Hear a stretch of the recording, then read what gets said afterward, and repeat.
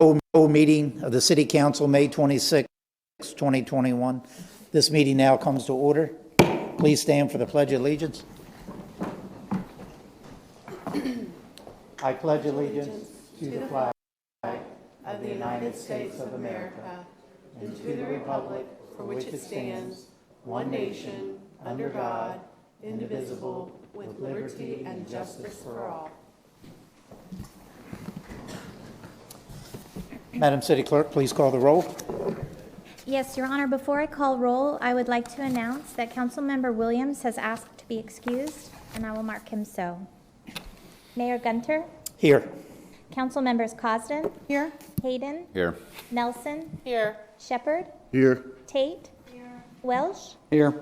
7 present, 1 excused. Thank you. Move to business citizens input time. A maximum of 60 minutes is set for input of citizens on matters concerning the city government. 3 minutes per individual. Please remember to state your name for the record. Anyone wishing to participate in citizens input will use the podium to the left there in front of the double doors. Good afternoon, Mayor, members of council, staff, and fellow residents of Cape Coral. My name is Linda Stevens, and I'm the Secretary for the Northwest Cape Coral Neighborhood Association, known as the NWNA. I have been a resident of Cape Coral for 8 years now, and coming from Massachusetts, where I had a fiber optic service, this was quite a shocker. I originally owned a home in the Southwest Cape and had a choice of either Comcast or CenturyLink.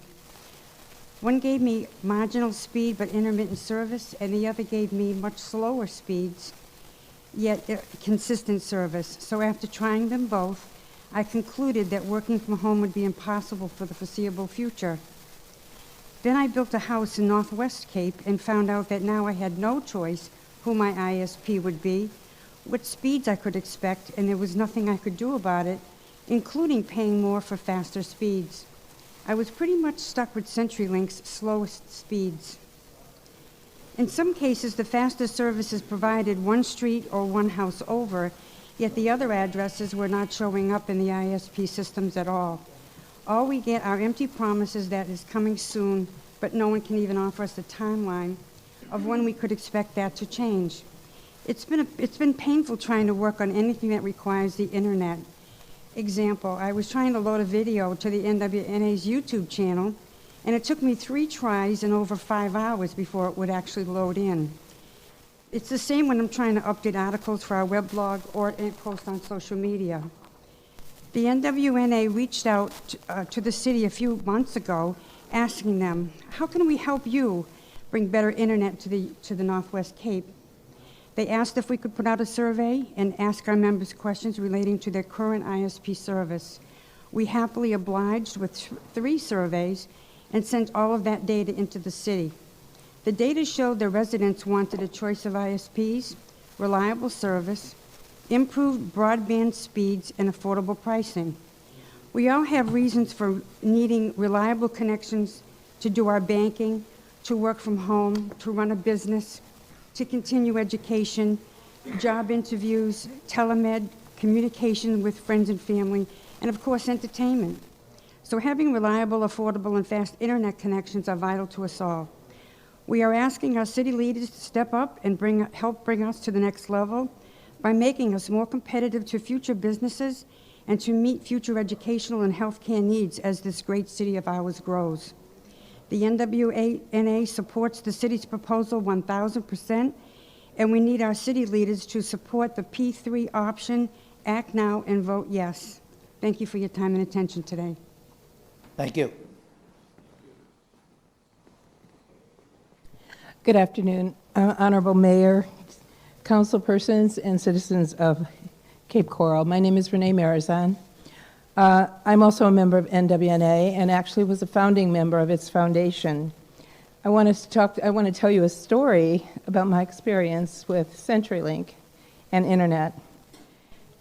This situation has cost me the purchase of 2 laptops because I thought my laptops were the issue. And every time I would take them in for repair, they would tell me there's nothing wrong with them, but every time I brought it back to my home, I would have intermittent service. I lost my Zoom meetings with the Philippines, with California, with Ohio, and with other states. It's very embarrassing when you're doing a training for the Philippines and your internet constantly drops. I've had to use the hotspot on my phone in order for my business to survive. We have purchased 2 boosters, and this is how CenturyLink helped us. They said, well, you know, you could get better customer service if you would purchase the business plan. So we thought that's a great idea. We're going to do that because then we can go right into a concierge receptionist and not have to wait an hour to speak to someone at the regular number. We did this, but they did not let us know that they were going to drop us from 25 megs down to 15, making our situation even worse. When I protested, they said, we have no other lines to give you. The box is full, and I'm sorry, but your line that you had 25 is gone. The woman across the street from us could not sell her home because the new residents checked it out, and they could only get 10 megs. So we have a serious situation in Cape Coral in the Northwest, and I'm so grateful to you for looking into this matter, and I thank you so much. Thank you.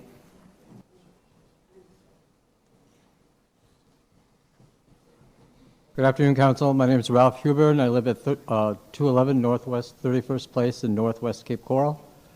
And I moved down here. I bought a $250,000 house, not thinking that internet was going to be as shaky as it was. I would have bought a house in a place where the internet was higher speed, because both my partner and I both work from home, and it's impossible to work from home on the current situation.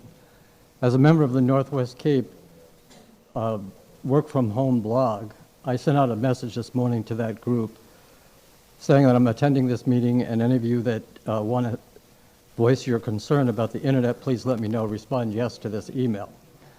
So I got 9 respondents here.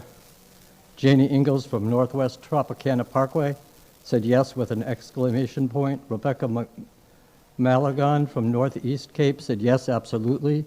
Karen Perez from Northwest Cape Coral said yes, please, we need high-speed internet urgently. Tiffany Irwin from west of Burnt Store Road said yes. Marjorie Rios from Northwest Cape Coral said a big yes. Alexi Sabrina from Yucca Pens says yes, many of us work from home, we need it. Alexia Pez from Northwest Cape Coral says huge yes, I'm a small business owner who can't even have a Teams or Zoom meeting from home, it's ridiculous. Annie Noel from Skyline Santa Barbara, yes. And this one was interesting. Darren Harkins from Coral Lakes says, good luck with that. We've been trying for 17 years, LOL. I finally moved to a location where it has some awesome internet. Seriously, hope you are successful. So there's a great need in Northwest Cape Coral for internet, and I appreciate all the council is doing to achieve that objective. Thank you.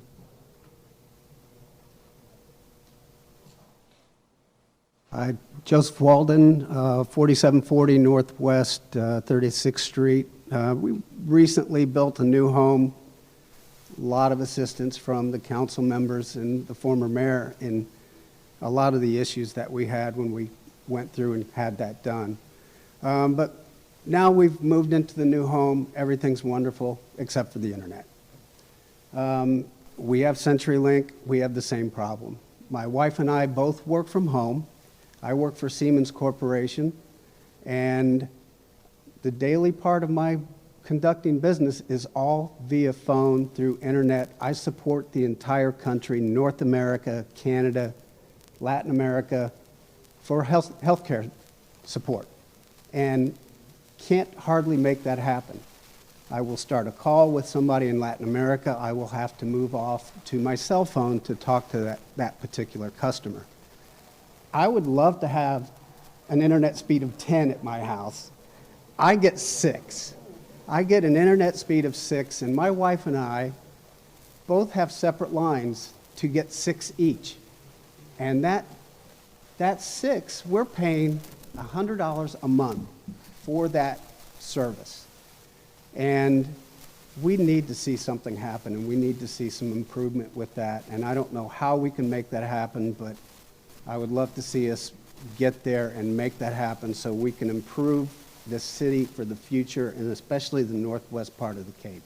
Thank you.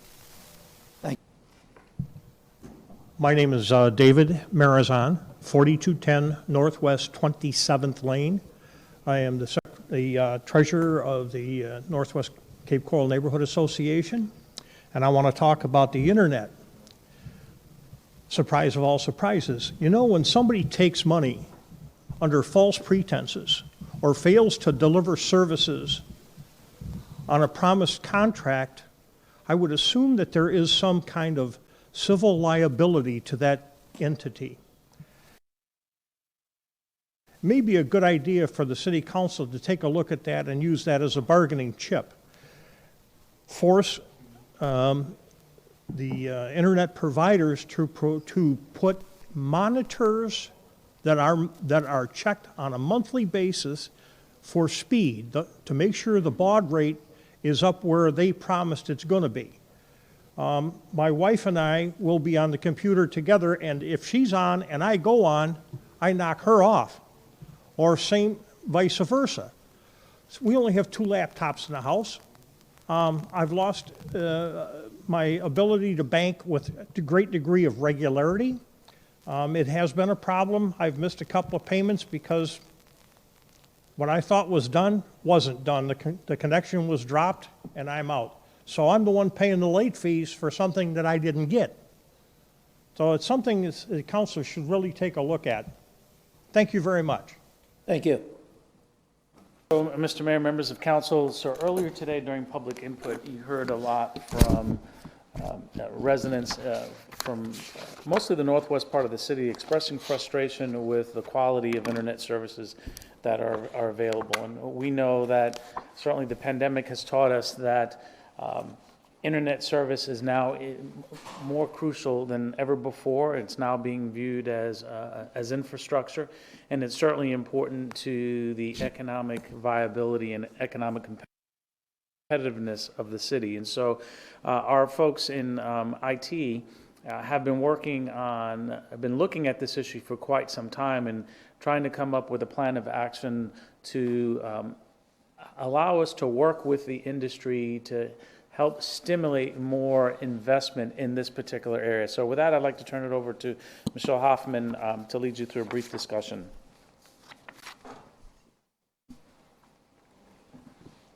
Good afternoon, Mayor and Council. Michelle Hoffman, IT Director. I have with me John Carrington. He is our Network Manager. John's going to go over some terms with you, and as well as then talk about the current situation, and then I will go over some of our options as we see them. Good evening. I wanted to give you some details on the internet connectivity that's currently available in Cape Coral today for our residents. I don't want to get too technical, but I wanted to give you some kind of background on these technologies, the limitations, that type of thing. So I'm going to run through this, and of course we'll have questions to follow. So DSL is an older technology from the late 1990s. It stands for Digital Subscriber Loop. And what that does is it uses existing telephone cable lines that are going to homes for dial tone, and it gives you the ability to run broadband internet over them. So the limitations are the farther you are away from the central office, you ability to run it uses existing telephone from the late 1990s. So I'm going to run through this, and of course we'll have questions to follow. So DSL is an older technology from the late 1990s. It stands for Digital Subscriber Loop. And what that does is it uses existing telephone cable lines that are going to homes for dial tone, and it gives you the ability to run broadband internet over them. So the limitations are the farther you are away from the central office, the slower the speeds you can receive. So best case, you're going to get up to 20 meg download speeds. As you get out to 3 miles, you're at the slowest, probably about 2 meg, and then beyond that, it's not available for you. So north of Pine Island Road, some of the only internet service available is DSL, and we'll get into that a little bit more. Wireless is next, cellular, using your phone as a hotspot or having a separate hotspot cellular device. They're up to 20 meg down, which is not so bad, but it's only as good as your cell signal. So as we look at the sections of the city that are having the most difficulty, there are also the sections that have the least cell coverage available, north of Pine Island, different pockets there. So that has limitations as well. Satellite connectivity is available to all. It seems it's very expensive for the speeds that you get. Things are changing in the satellite world now. There's some low orbit satellite technologies that it's going to come to bear, but it's going to be a few years out at least before that's available for us for higher speeds from satellite. Cable TV, Comcast is our cable TV provider. They are throughout the city in pockets. They're not ubiquitous coverage. Certainly north of Pine Island Road, they're limited certain sections. Their technology uses coax cable to the home. So it'll use a fiber optic feed to a coax cable loop. Maybe 200 or 300 subscribers are on that loop on that cable modems, and you are limited by the number of people that are actually on at the same time. So you may purchase 200, 400, 500 meg cable modem speeds, and you may get that. At times you may get less than that, as a lot of people are using after school, say, when the students are back on, the speeds tend to go down. Download speed is always higher than upload speed. It's asynchronous, like DSL and most of the other technologies I just mentioned. Download speeds are higher. Upload speeds are less than a half, usually about a third of the total speed. Next up is fiber optics. Fiber optics is offered in the city today from CenturyLink, so they do offer it certain areas of the city. A fiber optic connection to the home allows you to get one gig of internet speed, which is a pretty high speed these days. It's synchronous, so you'll get 1 gig up and down. And it's also the gold standard of the transport, the connectivity, because in the future we can get 5 gig, 10 gig. It's really not limited. So once you have fiber to the home, you have that future capability, and that's why for businesses and the connections of enterprises, fiber is what you look for. So broadband is that phrase that encompasses all of these technologies, and so you'll hear broadband internet used for any one of these. We use it mostly with fiber because that's the current best option out there. So, as I just said, internet via DSL and satellite have limited speeds. Another issue that the city has is a lot of residents only have one option. So one option usually means higher prices. So if you only have CenturyLink or Comcast or another provider, there's no competition and it's higher prices. The work from home, learn from home issue is just increasing the number of complaints that we're receiving from the residents. This past year was a good example of people needing to work or learn from home, and with limited internet, they're really in tough shape. Most of the complaints, as I mentioned, are coming from north of Pine Island Road. Fiber to commercial is a real important aspect here as well. There's pockets of fiber available along Pine Island Road and Cape Coral Parkway where most of the commercial is, but it's not full coverage, and it would be very beneficial if we had that full coverage to attract new businesses as well. If we are a fiber enabled, connected city, it's a strong point for economic development. And with that, I'll turn it to Michelle. Okay, so we took a look at, what the situation was, and we came up with what we thought were our three most viable options. One is basically waiting for the existing broadband providers to install fiber. The second one is having the city basically become a broadband provider. And the third one is partnering with one of the existing broadband providers as in a P3.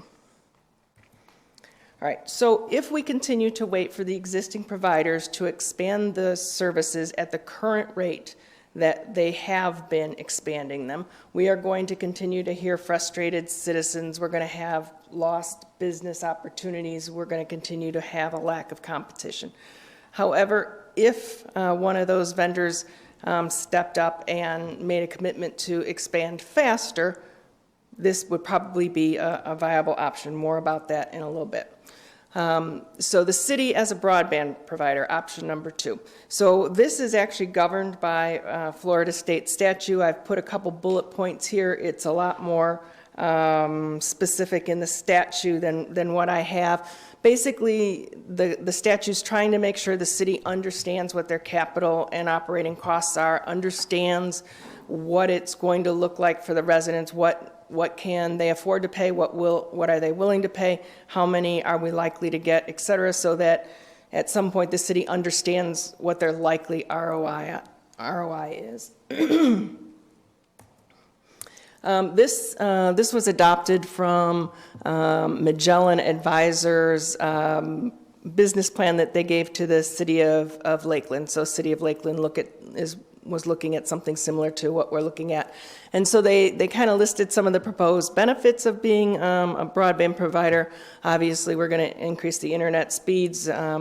If we do things right, we're going to reduce the cost to the consumer. We're going to give them better service, and it's a possible revenue source at some point for the city. The risks are it's a very high startup cost. It could be a 10-year break-even point. I mean, fiber is not cheap. It would also, we'd also have to involve a consultant to help us lay it out, figure out which areas are the best ones to put it in first, et cetera. And then while we're doing all of that, there's a good chance that the existing broadband providers are going to, start dropping their prices, doing some upgrades, perhaps increasing speeds on their own. So option number 3. So before I get into that, I kind of wanted to talk. So we all know about Comcast, which is the same as Xfinity, in case anybody didn't know that. And then CenturyLink is now has been rebranded, and their new name is Lumen. Okay, so those are our 2 main broadband providers in the city. There is a third broadband provider, Summit Broadband, who has recently been awarded the fiber contract to provide fiber to all of the Lee County schools, including the 19 schools that exist in the city today. Summit already does provide broadband in some of these areas that we have listed here. They also have just signed a P3 contract with Lakeland to provide fiber to all the homes and businesses there. So the city has been talking to Summit for a while now about a conduit sharing agreement, which we have entered into. Basically, they would provide us with some of their conduit that is going to be along the route where we want to put our city fiber ring to connect all of our existing assets, such as fire stations and water plants and wells and parks and those types of things. And in return, we'll be providing them some of our spare conduit in the areas that they need to get to those schools faster. Okay, so basically those are our 3 existing broadband providers that we could talk to. So we have been talking to Summit about business and residential customers. They are very interested in providing service to business customers. They are also interested in providing services to residences where They're behind a gated community. You have a long-term contract with an HOA and sort of exclusivity. They're not so excited about just general broadband to the average resident. We have been reached out to by Lumen a week or two ago, and we have a call set up for mid-June. They wanted to find out if we were interested in doing a P3. We said, yes, we'd like to discuss that. So we do have a call set up with them. We recently had a call with Comcast where, we went over what Comcast has put in last year, what they were planning on putting in this coming year.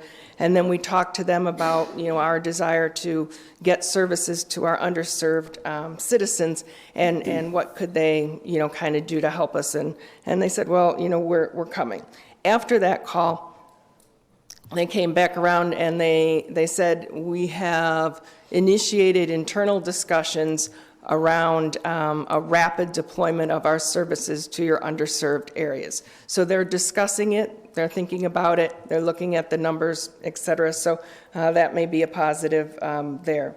And then, we could also, besides the 3 that are here, we could put out a general RFI or RFP for a P3 broadband provider.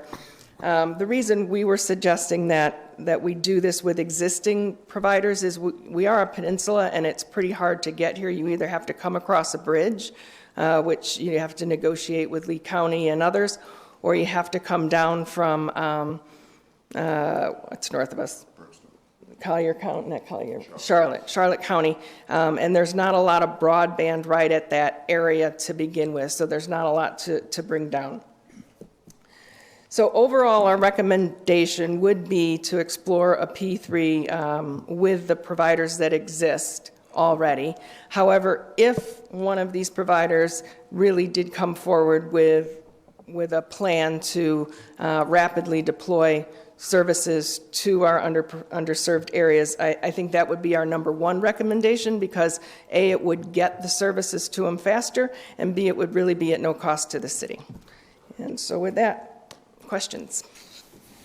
Thank you for the presentation. I did talk to the city manager about this a couple months ago and wanted to have this discussion because I feel that the broadband needs here in our city need to be expanded upon. And I thought that not only for the northern part of the city as far as Pine Island Road or north, I know that's where the biggest need is at this time, but just to have either fiber optics throughout the city or some type of enhancement. I think this is definitely something that we need to take a very close look at and try to move forward in, especially when you're talking fiber optics.